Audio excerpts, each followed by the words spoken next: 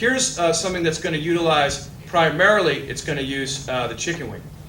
And that is to use the chicken wing to play an excerpt that's soft, meaning I don't need to wrist out everything that's soft. Okay? This is about doubles. So I'm going to play a little bit of Scherezade third movement, which I think you will know.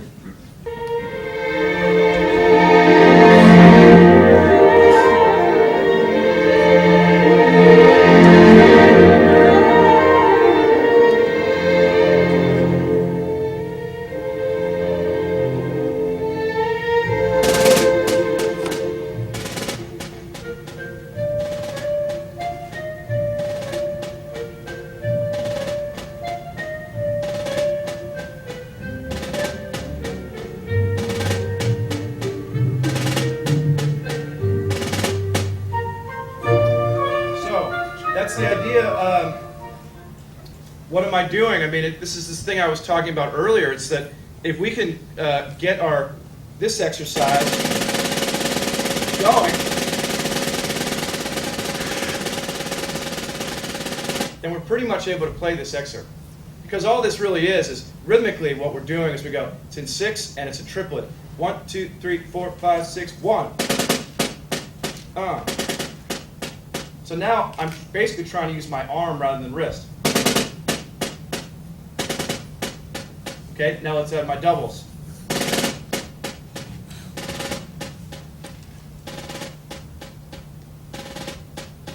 Okay, so really, I think one of the important things about looking at these excerpts, and I think you may have seen these for either school auditions or professional auditions, and I think the first thing that crosses our mind is, okay, why is this on the list? What's hard about it? I think this is the thing that's hard about it. I think the rhythm is not incredibly hard. It's can we knock out all these doubles? So what I want to do is I want to just get really good at my doubles. Remember that using this chicken wing, it's the same exact motion that I would use for my roll. It's just that this is a very open double bounce roll, and that's what I'm using for my soft playing. Okay? The next thing I'd like to play is the fourth movement, because it combines a little bit of both. It also combines or utilizes different heights for this constant motion technique. When I started explaining this, I said the sticks always have to come up to the same height, but what about when you have roughs and grace notes and ornaments? Well, I think that you have to play your ornaments softer than your notes, than your principal notes. And so what I do for a rough, for example, is I'm going to set up about like this. So this is going to be my lead hand and going to play the ornaments. My left hand is going to play the principal note. What happens if I don't do that? I've got 3 notes that sound about equal, and it almost sounds like dig-a-da, dig-a-da, dig-a-da. That's not what's written. It's a drag. You know, 2 ornaments, 2 grace notes into a principal note. So I think I've got to set up my grace note hand lower. Okay? So here's an example of how, in using constant motion, I'm breaking a rule. I'm not going to have the same stick height here, but the motion is the same for each stick. They're going to come back up to their original position. Okay? That's the goal. So if we think about our ornaments, we should think about where do we want to start these ornaments in terms of stick height.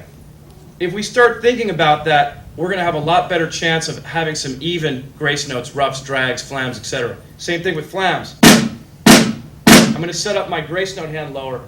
Okay? It's pretty obvious, but it's oftentimes where we're not making enough distinction between the ornament notes and the principal notes. So here's Scherezade fourth move.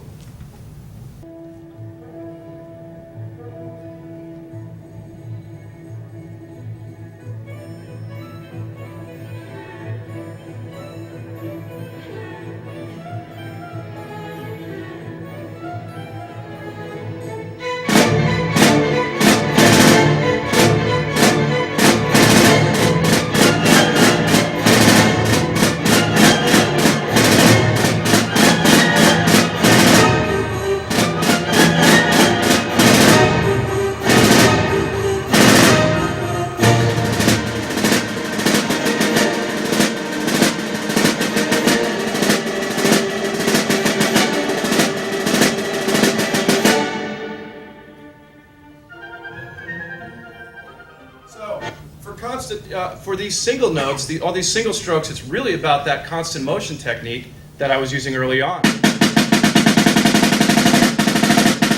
Now the difference is, now I need to make crescendos in this little passage. So how am I approaching these crescendos? Remember that plane I talked about? We're going to try and come back up to that plane. Well, I'm going to try and do that now, but I'm going to raise the plane. So it's as if someone's raising that imaginary wall as I make this crescendo. Decrescendo is the opposite. So rather than thinking about each individual note, trying to make each individual note louder or softer, which is what we're trying to do, I'm going to think about the plane. I'm going to think about just raising that plane for the crescendo.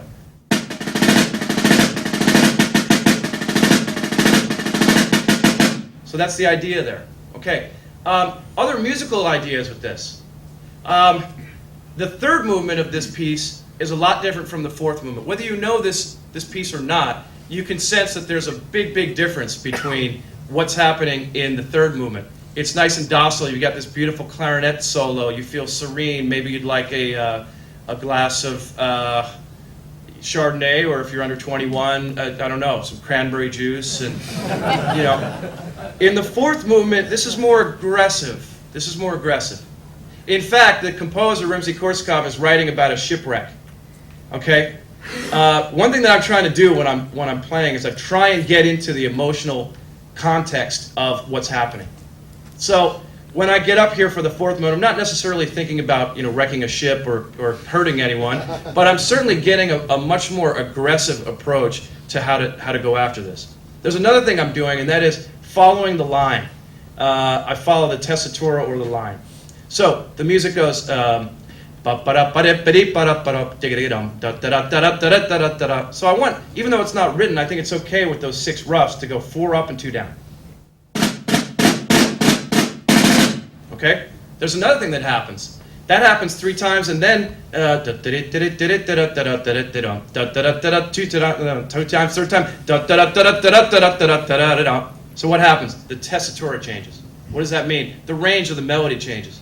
It'd be great if we think that way as drummers. Let's play with the band. Why not? The composer wrote something that is suddenly more active and is leading us to this ship coming down. So that third time, I'm going to bring out that difference in tessitura. So here's starting from the beginning there.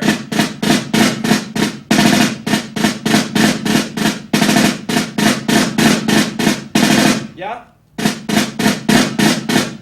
Now more intense. Now more intense. Now back it off.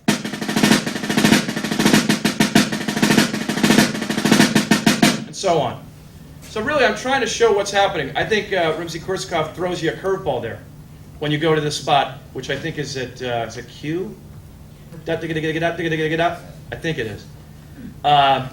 Yeah, I think that what's happening is the composer is leading us up, maybe right off to the edge of the cliff. And you might think, maybe that's the point where you hit the bass drum and the big tam-tam note and everything comes down. And actually, no, he doesn't. The orchestration, it opens up, and now it's you and the trumpets, and it's a lot lighter. And so I think we want to show all those things. If we're thinking that way about excerpts, about music, whatever we're playing, we're now playing with the orchestra. Okay. Yeah, we have a question. Just at the end of the excerpt you just played, is there a particular reason you do all the last strokes with just your right hand? Man, that's a great question. I'm really glad you guys are here.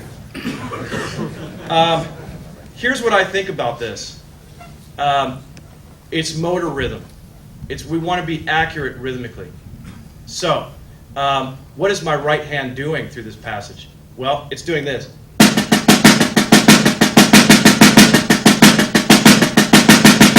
We should be good at that. We should be. I think that's going to make life easier for my left hand. And so now I want to integrate my left hand into that.